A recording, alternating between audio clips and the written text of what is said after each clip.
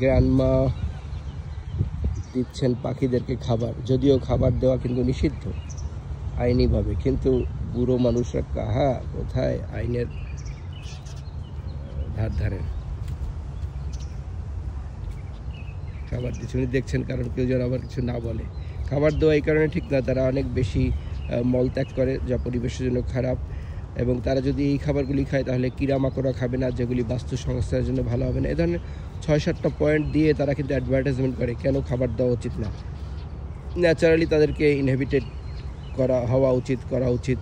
খাবার দিলে এ ধরনের সমস্যা হয়। আবার খাবার লোভে তারা মানুষের খুব কাছাকাছি চলে আসে, হাইজিন ব্যবস্থার ক্ষতি হয়, এবং অনেক সময় তারা আগ্রাসী হয়ে যায় যদি সেটা জঙ্গলি বোয়ার বা পিগ হয় বা অন্যান্য জানোয়ার হয়। যেহেতু গ্রামাঞ্চলে অনেক কিছুই হয়তো থাকতে পারে, পাখি তো সাধারণ ব্যাপার, নাথিং, বাট স্টিল পাখি সহ বিভিন্ন ধরনের জানোয়ারকে হংকংয়ে খাবার দেওয়াটা কিন্তু আসলে আইনতভাবে নিষিদ্ধ, এবং সেই কারণগুলি ফুড অ্যান্ড এনভায়রনমেন্ট ডিপার্টমেন্ট যেটা আছে সেটা কিন্তু এই কারণগুলি উল্লেখ করে অ্যাডভার্টাইজমেন্ট করছে যে কেন তাদেরকে খাবার দেওয়া উচিত না। ইভেন আপনার কাছে থাকলেই আপনি দেবেন না।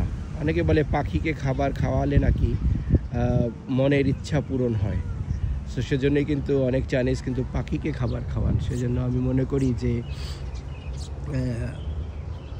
হয়তো এটা একটা কারণ হতে পারে। রুটি দিচ্ছেন ছিঁড়ে, এবং এটা আসলে খুব সম্ভবত ঠিক না। কে জানে ঠিক কি না ঠিক, কি বেঠিক একটাও জানি না, তবে দেখতে ভালোই লাগছে। মেলা বসেছে। ওকে, বাই বাই।